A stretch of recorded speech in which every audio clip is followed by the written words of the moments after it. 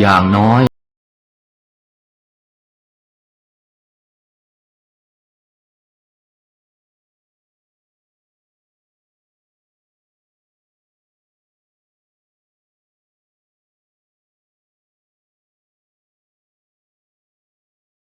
โดยพระสงฆ์ไม่ต้องเดินทางเข้าบ้านการใช้สื่อคือการทำงานเชิงรุกที่ดีที่สุดการรอให้คนเข้าวัดแล้วจึงแสดงธรรมเหมือนแต่ก่อนนั้นอาจจะสายเกินไป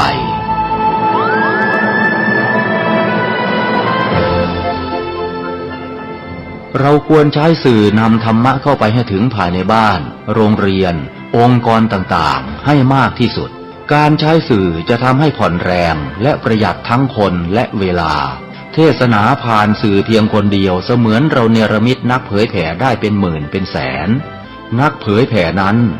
นอกจากอบรมตามหลักสูตรธรรมดาเพื่อให้ได้วุฒิบัตรรับรองแล้วพึงอบรมเรื่องการเทศนาการเขียนการค้นคว้าซึ่งอาจจะเป็นเรื่องเฉพาะตัวแต่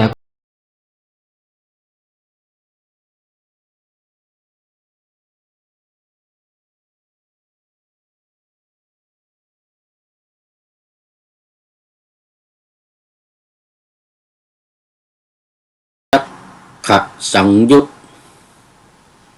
สูตรที่เกี่ยวข้องกับยักษ์พระผู้มีพระภาค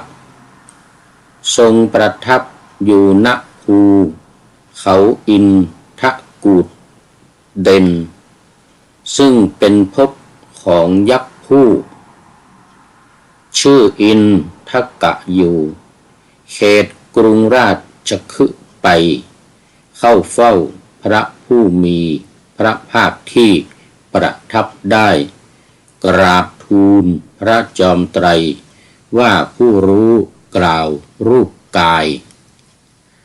ว่าไม่ใช่ชีวะสัตว์นี้จะมีร่างใหญ่อย่างนี้ได้อย่างไรกระดูกและก้อนเนื้อมา จากไหนสัตว์นี้ได้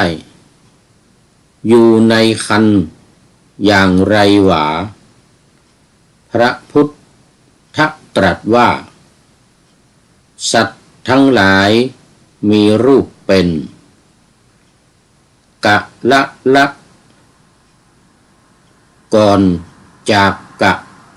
ละแล้วตามกฎเกณฑ์ก็จะบังเกิดเป็นอพุทธะจากนั้นไปเกิดเป็นเปสิเอื้อชิ้นเนื้อเล็กและจะได้เกิดเป็นคณะใหญ่คือเป็นก้อนแล้วเกิดเป็นตุ่ม5ตุ่ม3ต่อจากนั้นก็จะเป็นเส้นแห่งผม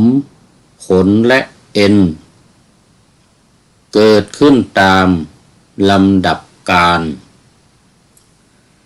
มารดาของสัตว์ผู้อยู่ในครรภ์กินอาหารอย่างใดสัตว์ผู้นั้นก็ได้กินอย่างนั้นแลขอถวายความนอบน้อมแด่พระรัตนตรัยมีพระพุทธเจ้าเป็นต้นขอถวายความเคารพพระมหาเถระพระเถรานุเถระเจ้าคณะพระสังฆาธิการทั่วโลกอันมีพระเดชพระคุณพระธรรมเสนาบดีรองเจ้าคณะภาค7วัดพระธาตุดอยสุเทพเป็นต้นและขออำนวยพรแด่ท่านผู้ฟังท่านผู้ชมสาธุชนพุทธบริษัททั้งหลายและขอถวายความเคารพพระมหาเถระวันนี้รายการพระไตรปิฎกลอยฟ้าก็ลอยมาจากวัดพระธาตุดอยสุเทพเยอรมันเขตฮิลเชนบาร์กเมืองซีเกนประเทศเยอรมนีเช่นเคยเพราะว่าตอนนี้กำลังพัก ผ่อนนอนหนาวอยู่ที่วัดพระธาตุดอยสุเทพเยอรมันมาเกือบ2 เดือนแล้วครบ2 เดือนแล้ววันนี้ครบ2 เดือนแล้ว แล้ววันนี้ก็จัดรายการดึกไปหน่อยนะเนื่องจากว่าตอนกลางวันไปฉันเพลที่ร้านอาหารญี่ปุ่นวันนี้คุณโยมลำดวนเป็นเจ้าภาพถวายภัตตาหารเพลเนื่องในวันคล้ายวันเกิดก็ขอที่โอกาสนี้โมทนากับคุณโยมลำดวนด้วย และขออำนวยพรในวันเกิดของคุณโยมลำดวนขอให้มีความสุขเขาเรียกว่าสุขสันต์วันเกิดในวันนี้ให้มีอายุมั่นขวัญยืนมีความสุขกายสบายใจไปตลอดปีด้วยเถิด ก็จึงมาจัดรายการดึกเพราะว่าไปฉันอาหารญี่ปุ่นวันนี้มันไม่มีผักมีผักรวมก็เป็นทอดเป็นผัดมันไม่มีผักสดไม่มีต้มผักนี่อะไรเหมือนทุกวันที่ฉันที่วัดนี่นะท่านพระครูวิมลรัตนวัฒน์หลวงพี่โจวัดพวกช้างท่านทำถวายทุกวันเป็นอาหารที่ย่อยง่าย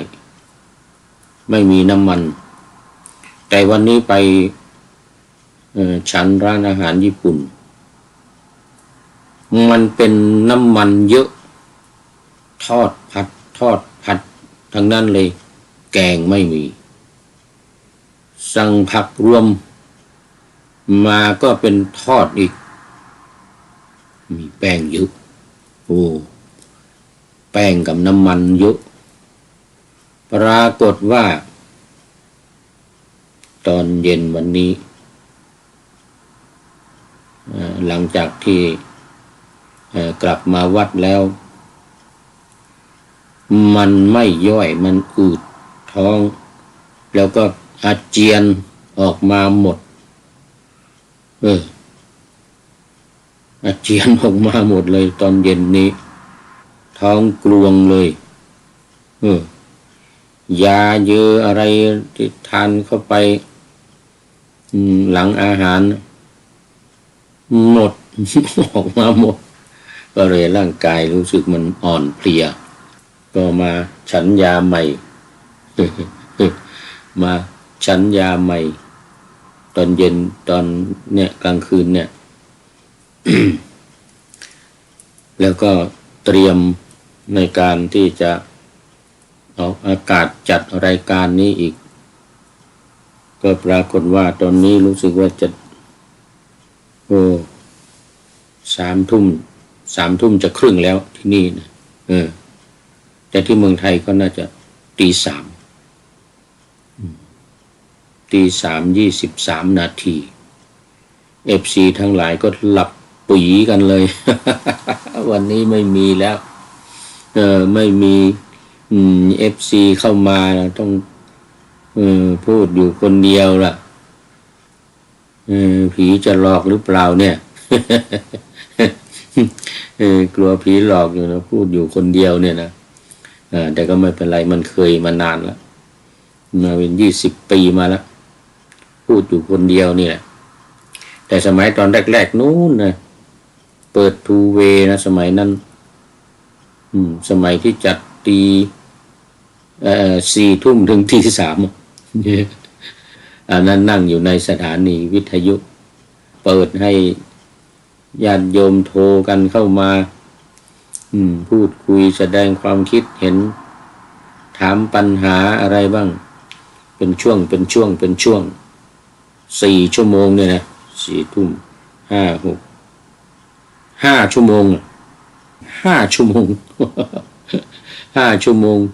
นั่งจัดรายการอยู่5 ชั่วโมงมาเป็น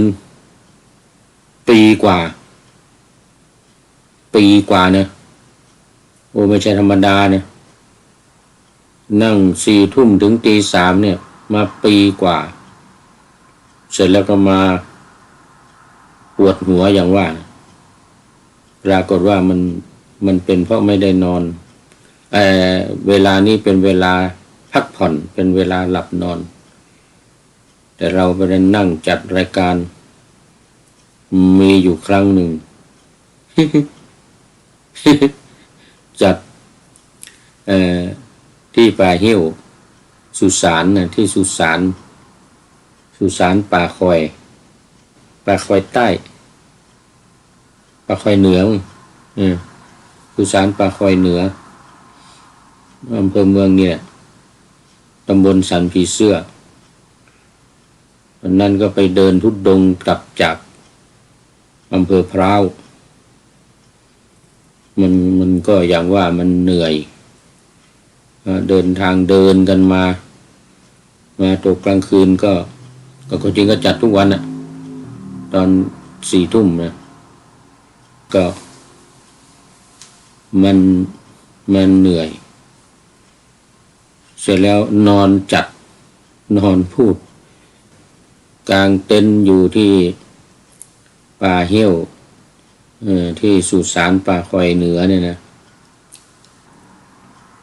มันอยู่ระหว่างป่าคอยเหนือกับป่าคอยใต้นะตำบลสันผีเสื้อในสุสานนะก็นอนตอนแรกก็นั่งก็ไปเอามาก็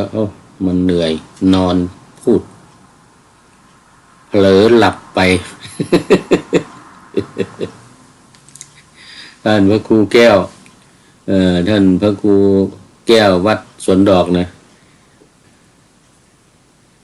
ท่านอาจารย์แก้วเดี๋ยวชื่อพระครูอะไรเราเรียกกันว่าผู้พันนะผู้พันตึง เซลพอท่านฟังได้ยินเสียงโกรนออกอากาศครอกท่านบอกว่าท่านโทรเข้ามาอยู่เหมือนกันโทรตอนที่โกรนกอกๆนะแต่ว่าเราก็ไม่ตื่นรุ่งขึ้นมาอีกวันก็กลับเข้ามาตัวเมืองในวัดฝายหินเสร็จแล้วก็ไปวัดสวนดอกท่านพระครูแก้วเดี๋ยวพระครูอะไรลืมชื่อไปวันสูงนามสกุลวันสูงหลวงพ่อแก้วนะก็แซวบอกโอ้เสียงดีนะ เสียงออกวิทยุดีมากเลยครอกแล้วขอต้อนรับคุณโยมสัญญาสิริพานิชโอ้โหคุณโยมสัญญานี่นานเนี่ยนี่สาธุในพันเตตุลุงไหวค่าพันเตด้วยตุลุงไหวด้วย ขอไป สาธุสุสัญญาสิริพานิชปัญญาสัจชาดก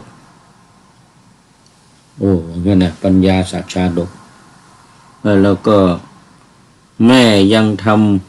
ำสบู่อยู่นะคะขอที่อยู่ได้ไหมคะได้ที่อยู่วัดพระธาตุดอยสุเทพฮิวชินบากเมืองซีเกนเยอรมนี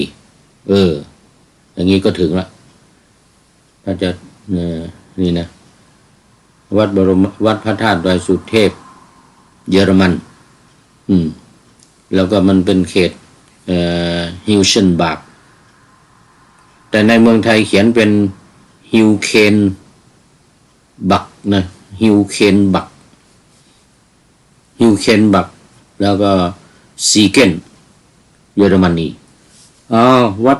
หนองหูช้างโอ้สาธุครับผม ขอบคุณมากวันนี้เข้ามาเข้ามาหลายท่านละนะคุณโยมสัญญาสิริพานิชบอกว่าโยมพ่อเสียแล้วโอ้ขอแสดงความเสียใจปรงสังเวชด้วยคุณโยมพ่อของโยมสัญญาสิริพานิชเสียนานแล้วยังเนี่ยไปชาปนกิจศพแล้วยังพาให้ดวงวิญญาณของคุณโยมพ่อไปสู่สุคติโลกสวรรค์ด้วยเถิด วัดหนองหูช้างไปหาอะไรเดียวโปรไฟล์ยังไม่เจอวัดหนองหูช้างนี่นะ ยังไม่แน่ใจอยู่ลำพูนหรือ101นี่นะมันมีทาง101หรือจังหวัดลำพูนนี่มันไม่ใช่หนองหูช้างนะลำพูนนี่มันช้างเหมือนกันคุณโยมสัญญาสุริพนิชคุณแม่ยังทำสบู่อยู่ค่าสาธุเคยเอาสบู่ไปถวายที่วัดฝายหินสมัยโน้นนานมาแล้วประมาณสัก 7-8 ปีนานแล้วนี่นานแล้วมุทนาเป็นอย่างยิ่งเมื่อกี้พูดถึงจัดรายการดึกแล้วก็ปวดหัวไม่รู้สาเหตุก็เลยไปหาหมอแล้วมีพยาบาลมาเคยเล่าให้ฟังนะมีพยาบาลมาเจาะเลือดแล้วก็ไปมาสอบประวัติเลยรู้ว่าเป็นเพราะจัดรายการดึกเป็นเวลานอนมันเลยปวดหัวก็หมอก็เลยให้หยุดจัดตอนกลางคืน4 ทุ่มถึงตี 3เลยนะสมัยนั้นสนุกกำลังสนเสเฮฮาแต่งกลอนแต่งบทประพันธ์อะไรต่างๆเปิดเพลงขั้นรายการด้วยแล้วเพลงก็แต่งเอง แต่งเพลงหลายเพลงเอาไปให้เขาร้องประกอบดนตรีแล้วเอามาเปิดขั้นรายการเนี่ยแต่นั้นมันนานมัน5 ชั่วโมงมันจัด5 ชั่วโมง4 ทุ่มถึงตี 3ทำหมดชั่วโมงบางทีก็ไม่หมดดีถ้าง่วงก็เปิดเพลงขั้นรายการไปล้างหน้าล้างตาพักผ่อนให้สดชื่นแล้วก็มาจัดต่ออีกอย่างนั้นนะทุกวันปีกว่าจนปวดหัวอย่างว่า ตอนนี้ก็โมทนากับโยมสัญญาสิริพานิชนี่ วัดหนองหูช้างด้วยเด้อมาเข้าสู่เนื้อหาสาระของพระไตรปิฎกกันเลยวันนี้เป็นอยู่ในยักขะสังยุตโอ้โหนี่จะเกี่ยวข้องกับยักษ์ตลอดเลยนะเนี่ยเกี่ยวข้องกับยักษ์ตลอดเลยยักขะสังยุตสูตรที่1คืออินทกสูตรว่าด้วยยักษ์ชื่ออินทกะยักษ์อินทกะมาในสคาทวัคสังยุตตนิกายพระสุตตันตปิฎกเล่มที่15สูตรที่1ข้อที่235อยู่หน้า337 337พระไตรปิฎกฉบับมหาจุฬาเล่มสีฟ้าเล่มที่15เล่มที่15ใจความก็เหมือนกับที่ปะหน้าธรรมาสไว้10ยักขะสังยุต10นี่ก็คือสังยุตที่10สังยุตที่10ที่เกี่ยวข้องกับยักษ์เนี่ยมันเป็นสังยุตที่10ยักขะสังยุตสูตรที่เกี่ยวข้องกับยักษ์พระผู้มีพระภาคทรงประทับอยู่ณภูเขาอินทกกูฏเขาอินทกูฏเด่นซึ่งเป็นภพของยักษ์ผู้ชื่ออินทกะอยู่เขตกรุงราชคฤห์ไปเข้าเฝ้าพระผู้มีพระภาคที่ประทับได้กราบทูลพระจอมไตรว่าผู้รู้กล่าวรูปกายว่าไม่ใช่ชีวะสัตว์นี้จะมีร่างใหญ่อย่างนี้ได้อย่างไรกระดูกและก้อนเนื้อมาจากไหนสัตว์นี้ได้อยู่ในครรภ์อย่างไรหวาพระพุทธตรัสว่าสัตว์นี้สัตว์ทั้งหลายมีรูปเป็นกะละก่อนจากกะละแล้ว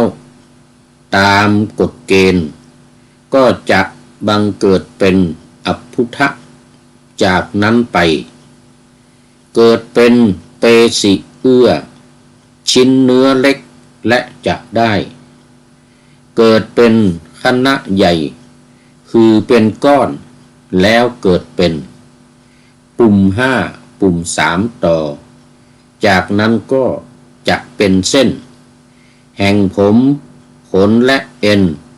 เกิดขึ้นตามลำดับกาลมารดาของสัตว์ผู้อยู่ในครรภ์กินอาหารอย่างใดสัตว์ผู้นั้นก็ได้กินอย่างนั้นแหละพูดถึงเรื่องของสัตว์หมายถึงคนเราเนี่ยนะหรือสัตว์ทั้งหลายก็สัตว์เล็กสัตว์ใหญ่ช้างม้าวัวควายอะไรต่างๆนี่นะลิงด้วย ยักษ์นี่เข้าไปกราบทูลพระพุทธเจ้าถามพระพุทธเจ้าว่านี่มันเกิดมายังไงเนี่ยสัตว์นี้เกิดมาจะอยู่ในครรภ์ได้ยังไงเข้ามาในครรภ์ยังไงอะไรเนี่ยนะแล้วก็จากนั้นเนี่ยกระดูกเนื้ออะไรเนี่ยมันมาจากไหนวะนะ กระดูกนี่นะเนี่ยกระดูกของเราเนี่ยแล้วก็เนื้อร่างกายเนี่ยกระดูก300ท่อนเนี่ยมันมาจากไหน แล้วก็จะอยู่ในครรภ์เนี่ยอยู่อย่างไรอยู่ในครรภ์อยู่ได้อย่างไรอยู่ได้อย่างไรอยู่ในครรภ์เนี่ยกินอะไรยังไงอะไรพวกนี้นะ เป็นอยู่ได้อย่างไรอันนี้ก็เป็นคำตอบที่พระพุทธเจ้าตรัสเดี๋ยวเรามาดูเนื้อในนี้ก่อนแล้วเราก็คุยกันวันนี้จะได้คุยกันเกี่ยวกับตัวเราเนี่ย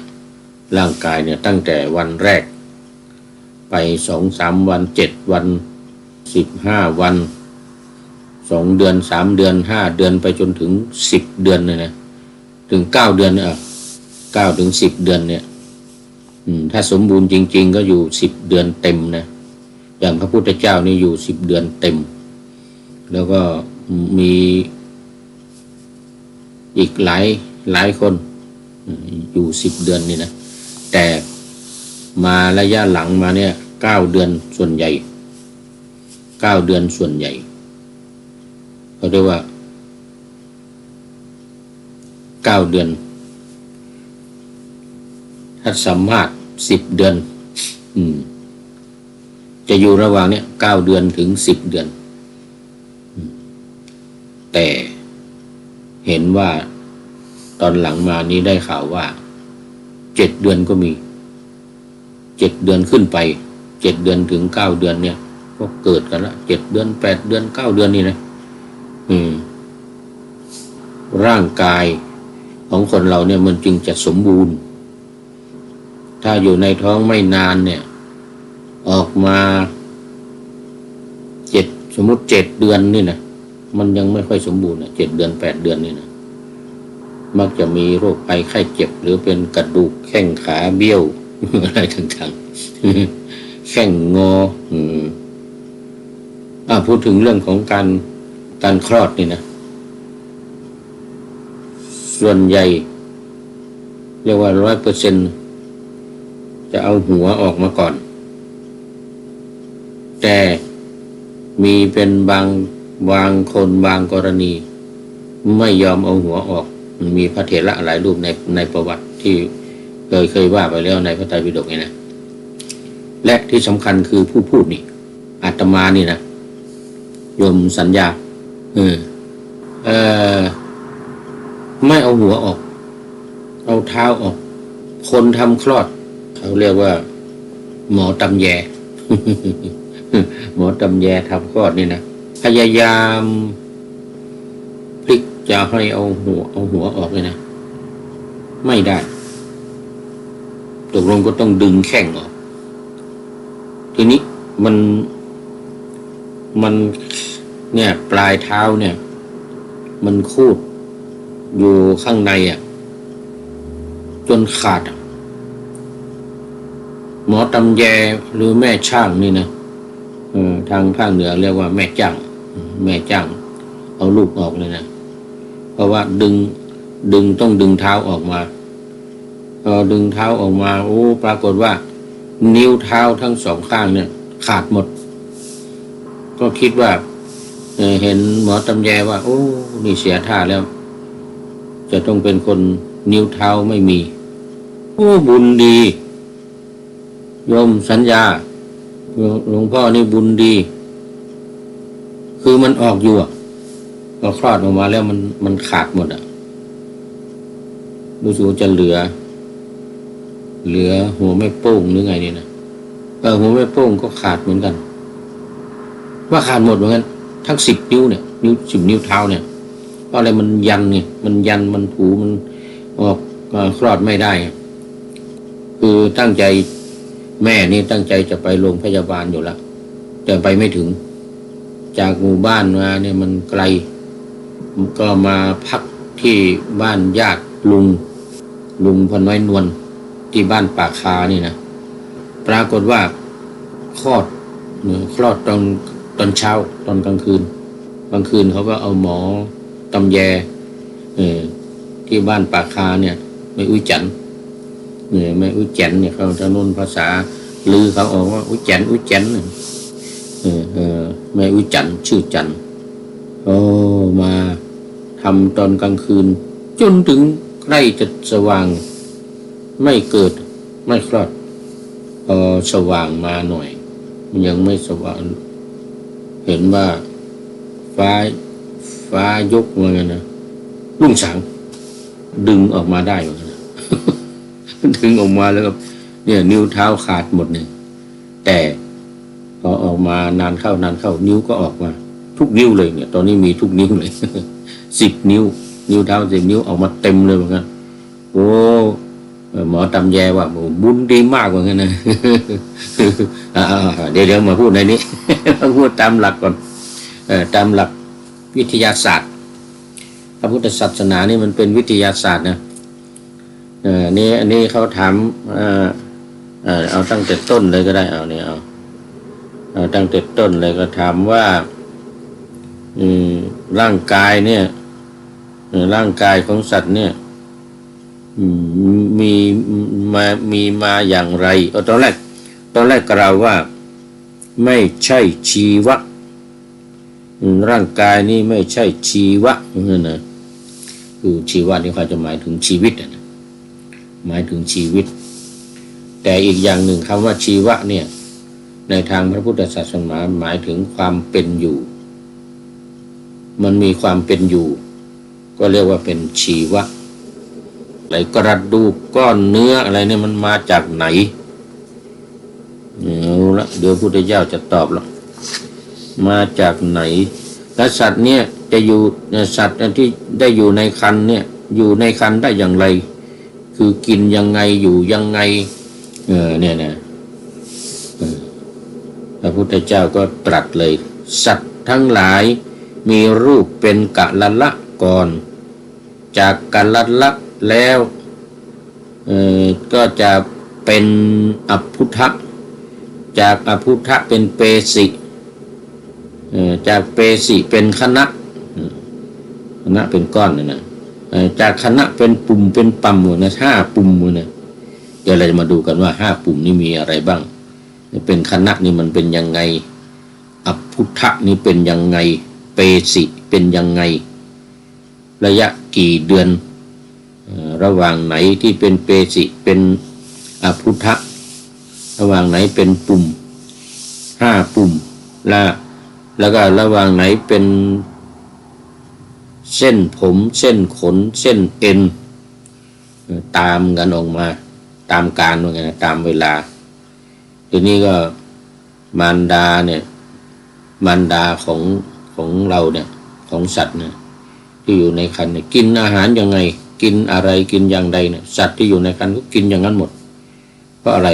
เพราะมันเข้าไปแล้วเนี่ยแม่กินเข้าไปแล้วมันก็จะเข้าไปในเราเรียกเส้นสาย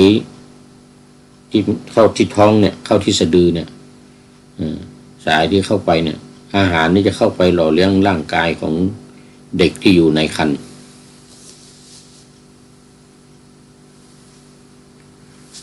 ยังพอมีเวลา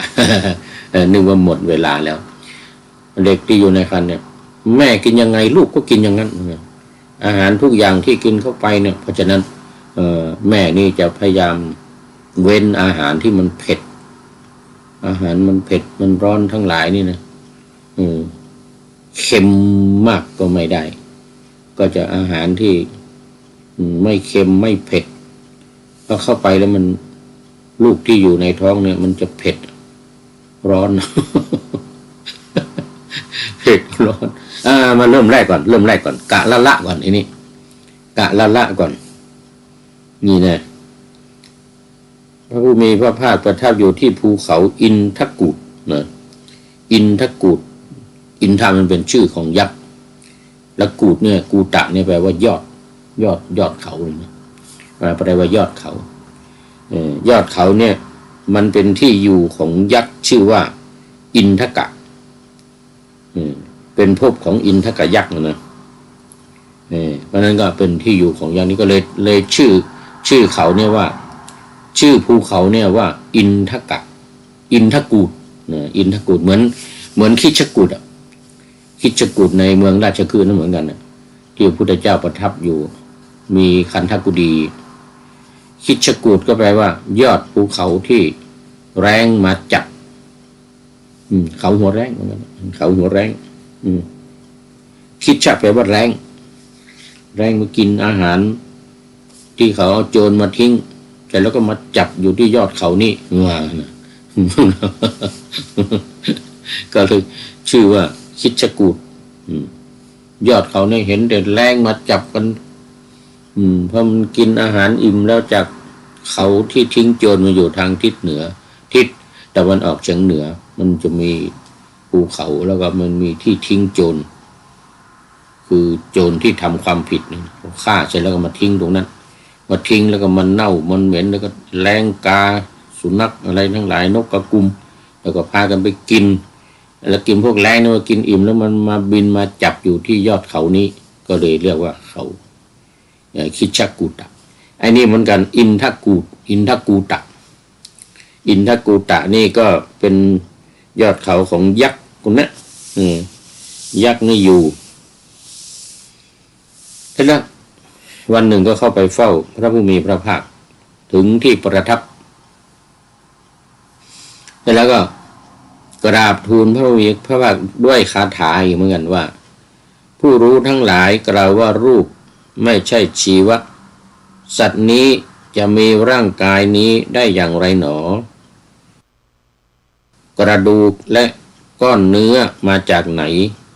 สัตว์นี้จะอยู่ในครรภ์ได้อย่างไร พระผู้มีพระภาคตรัสว่ารูปนี้เป็นกัลละละก่อน จากกัลละละเกิดเป็นอัพพุทธะจากอัพพุทธะเกิดเป็นเปสิจากเปสิเป็นคณะจากคณะเป็นปุ่ม5ปุ่ม3ต่อจากนั้นเส้นผมเส้นขนและเอ็นก็เกิดขึ้นมาเล็บมือเล็บเท้านี่นะเล็บมือเล็บเท้าเกิดขึ้นมาตามลำดับมาตามลำดับ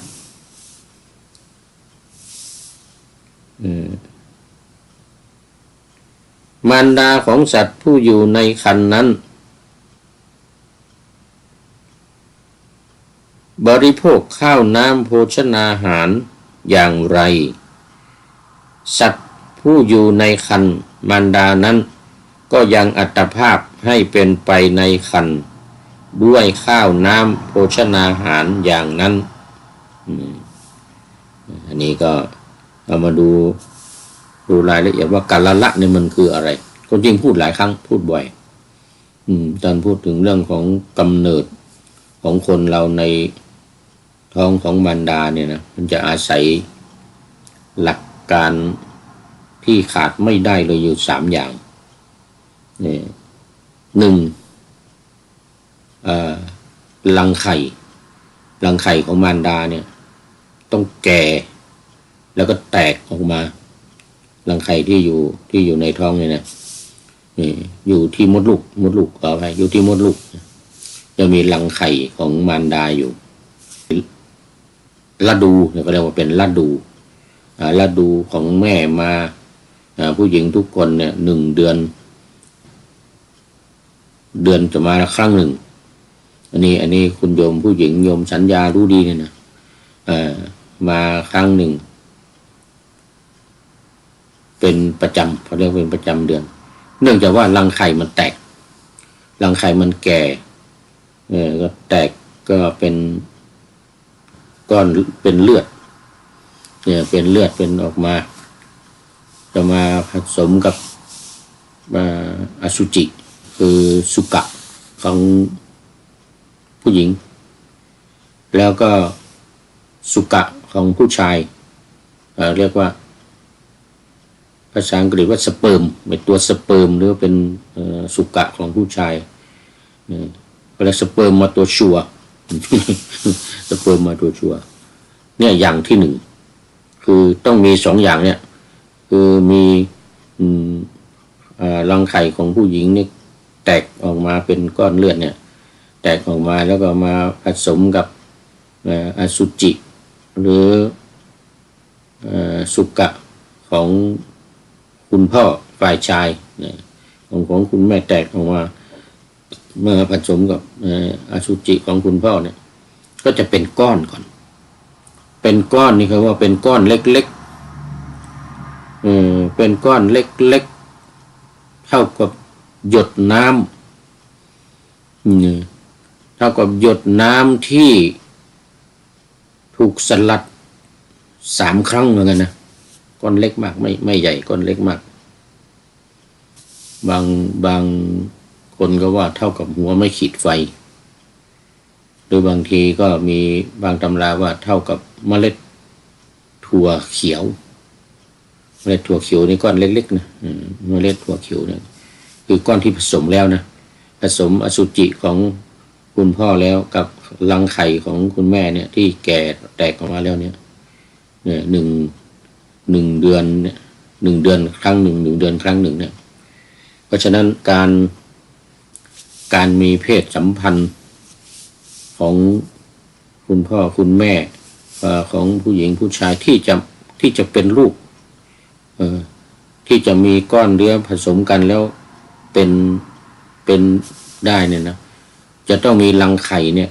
แก่แล้วก็แตกออกมาแตกออกมาทุกเดือนในช่วงนั้นมันจึงมีสูตรในการมีเพศสัมพันธ์ของคุณพ่อกับคุณแม่นี่ว่าหน้า7หลัง7รวมแล้ว15 วันคือ 7 วันก่อนที่รังไข่จะแตกนะจะแก่ แล้วก็วันที่รังไข่แตกเนี่ยก็ถือว่าเป็นกลาง แล้วก็หลังจากวันรังไข่แตกแล้วนี่อีก7 วันนั้นเขาเรียกว่าสูตรหน้า7หลัง7 7 วันก่อนที่รังไข่จะแตกวันที่ฤดูของคุณแม่มาของคุณผู้หญิงมาแล้วก็หลังจากวันที่ฤดูของผู้หญิงมาอีก7 วันคือหน้า7 วันหลัง7 วันในช่วงนั้นเป็น15 วันเนี่ยในช่วงนี้โดยเฉพาะใกล้ๆนะใกล้ๆที่รังไข่จะแตกนะ3 วันก่อนรังไข่จะแตกแล้วก็หลังรังไข่แตกอีก3 วันก็จะเป็น7 วันจะเป็น7 วันแล้วคือเขาก็บวกข้างหน้าอีก4 วันข้างหลังอีก4 วันรวมแล้วเป็น15 วันช่วงนี้ถ้ามีเพศสัมพันธ์กันเนี่ยก็จะมีลูกได้จะตั้งครรภ์มีลูกได้ตั้งครรภ์เพราะอะไรเพราะว่าฤดูของแม่หรือว่ารังไข่เนี่ยมันแก่แล้วแ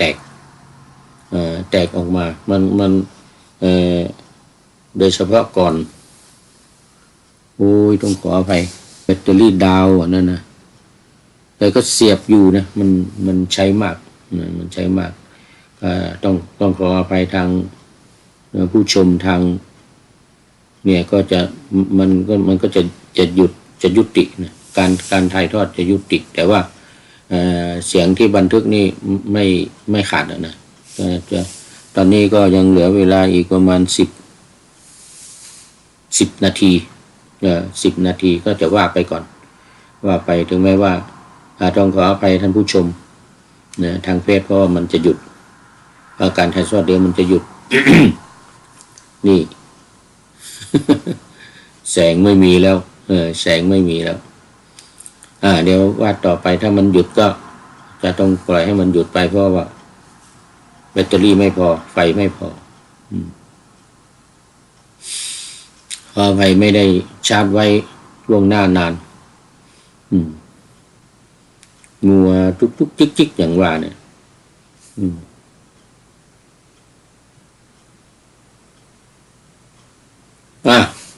พูดต่ออันนั้นสูตรหน้า7หลัง7นะ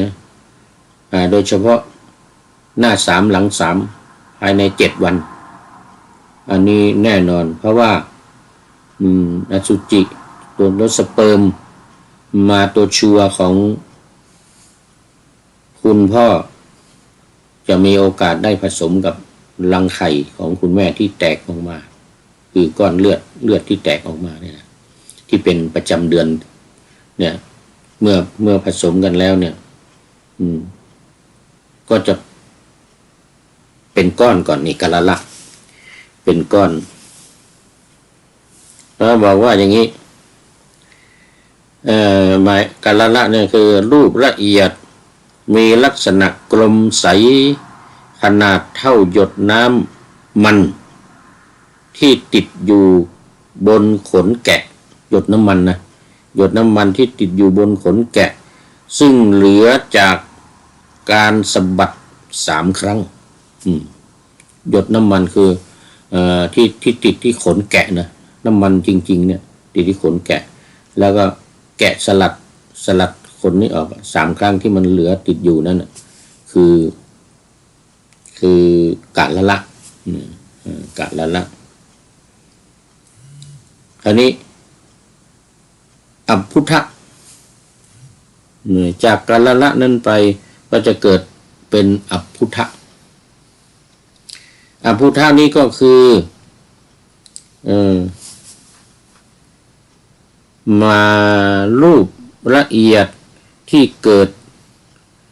ถัดจากกะละละนั้นไปมีสีเหมือนน้ำล้างเนื้อ คือ7 วันนะถัดจากกัลละที่ก่อตัวขึ้นไป7 วัน7 วัน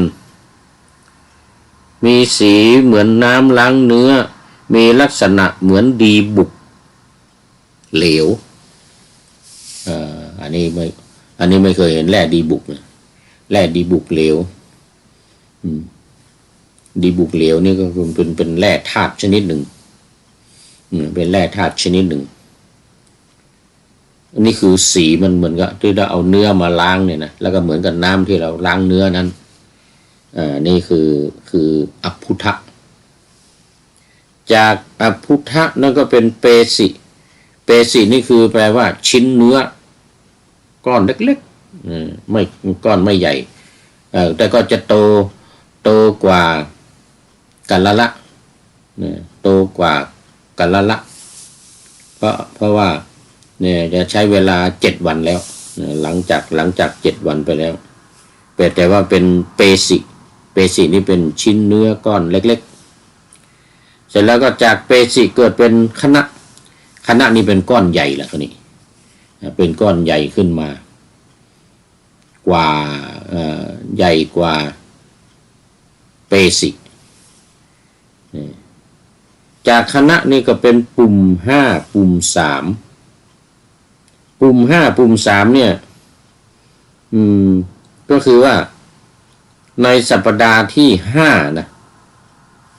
สัปดาห์ที่5 7 35เดี๋ยวกันสัปดาห์ที่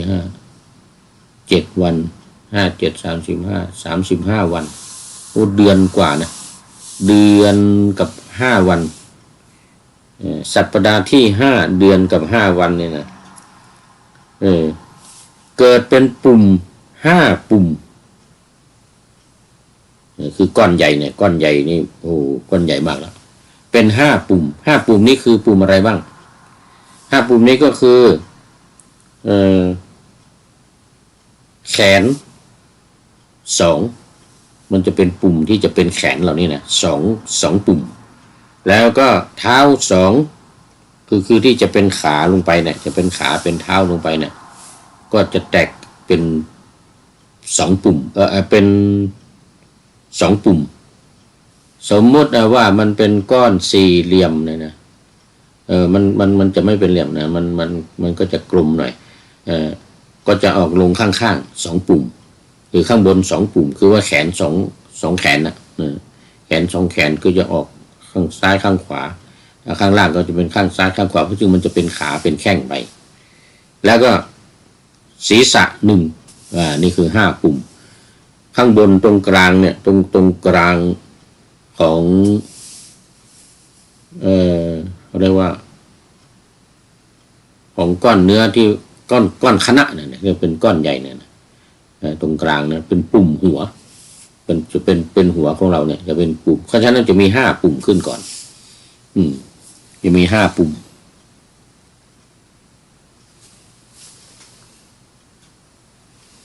เมื่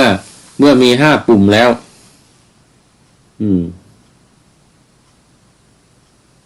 ต่อไปเมื่อมี5 ปุ่มแล้วเปสิแล้วคณะแล้ว5 ปุ่มเกิดขึ้นแล้วนี่ก็มาเรียกอีกอย่างหนึ่งว่า3 ปุ่มนะ3 ปุ่มคือว่ามันรวมเรียกไอ้ปุ่มที่เป็นแขนเนี่ยที่เป็นแขนเนี่ยเรียกจัดเป็น1นะเสร็จแล้วก็ข้างล่างคือมันจะออกคู่มาก่อนไงออกคู่กันเนี่ยออกคู่กันมันก็อยู่ใกล้กันอ่ะคู่กันมันก็อยู่ใกล้กันก็เรียกว่าเหลือ3ก็คือปุ่มที่เป็นศีรษะเนี่ย1แล้วก็แขน2 ข้างเนี่ยนับเป็น1เสร็จแล้วก็ที่เป็นเท้า2 ข้างเนี่ยก็นับเป็น1มันก็เรียกว่าปุ่มเท้าอย่างเงี้ยปุ่มเท้าปุ่มแขนปุ่มศีรษะเป็น3 ปุ่มแต่ความเป็นจริงแล้วเนี่ยแขนมันอยู่2 ข้างกันระหว่างปุ่มหัวเนี่ยปุ่มศีรษะ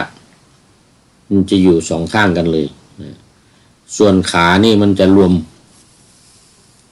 ขานี่อยู่ใกล้กัน เนี่ยปุ่มขาที่จะปุ่มเป็นเท้าเนี่ยนะมันอยู่ใกล้กันติดกันเลยแล้วก็มันก็จะเป็นลักษณะยาวออกไปต่อมาหลังจากปุ่ม5ปุ่มนี้เสร็จเรียบร้อยแล้วเนี่ยก็จะเป็นเส้นผมเส้นขนเส้นเอ็นเล็บมือนั่นแสดงว่ามันเป็นมือนี่มีนิ้วแล้วเนี่ยมีนิ้วมือนิ้วเท้าแล้วเพราะว่าพอมันออกมาเป็นเป็นแข้งขาแล้วก็เป็นแขนเป็นมือออกมาแล้วมีมือแล้วมีเล็บแล้วมีเล็บมาออกมาเส้นเอ็นทั้งหลายที่อยู่ในท้องเนี่ยอยู่ในทั่วตัวเราเนี่ยก็จะเกิดขึ้นเพราะว่ารวบพอจะรัดกระดูกข้ออะไรต่างๆให้รวมอยู่ด้วยกันต้องอาศัยเอ็นแล้วก็เส้นผมเส้นขนเล็บคือมันไม่พร้อมกันนะก็จะออกมาตามลำดับนี้ก็บอกว่าออกมาตามลำดับ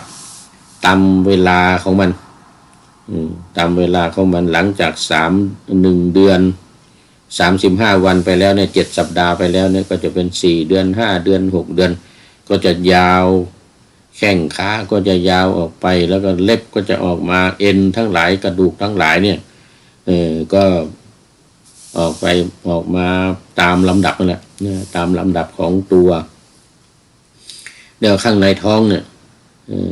ไส้พุงตับไตปอดหัวใจอะไรทั้งหลายนี่ก็จะใหญ่ขึ้นนี่คือมันมีนั่นแหละมันมีมาตั้งแต่ต้นในท้องน่ะลำไส้ที่รับอาหารจากแม่เข้าไปเนี่ยเข้าที่สะดือเนี่ยนะรับอาหารเข้าไปที่สะดือแล้วก็เข้าไปในท้องแล้วก็ไปเลี้ยงร่างกายทั้งตัวเลี้ยงทั้งตัวเลี้ยงทั้งร่างกายทั้งตัวนั้นคือมันมีมาตามลำดับกันหมดละไส้ในท้องไส้ใหญ่ไส้น้อยไส้ใหญ่ไส้น้อยที่รับอาหารจากสะดือเข้าไปเนี่ยเพราะนั้นเวลาคลอดออกมานี่ก็จะต้องตัดสายนะตัดสายที่ส่งอาหารเข้าท้องเนี่ยเวลาคลอดออกมาแล้วนี่ก็จะต้องรับอาหารเข้าทางปากอะไรนี่รับอาหารเข้าทางปากทางท้องนี่ปิดเลยปิดเลยที่สะดือเนี่ยปิดเลยอันนั้นต้องรับอาหารเข้าทางปากก็ดื่มนมจากแม่ก็จะเป็นอาหารเข้าทางปากเข้าไปหล่อเลี้ยงในแสดงว่าลำคอมีแล้วเส้น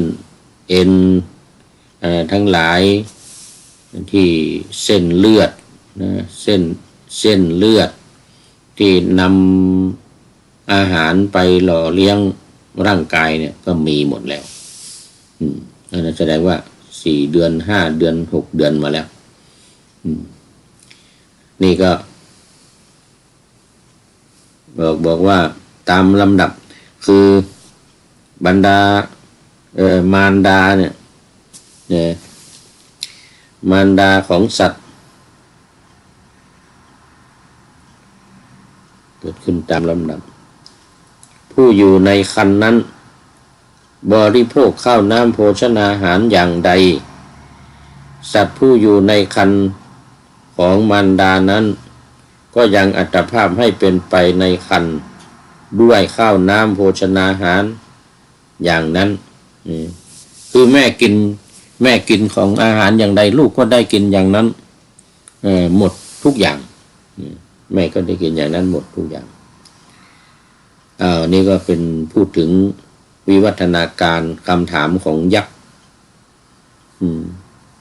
อินทกยักษ์ที่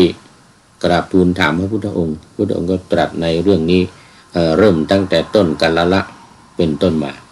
ตอนนี้หมดเวลาพอดีหมดเวลาก็ต้องขอนำรายการจากทุกท่านไปก็คุณโยมสัญญาสิริพานิช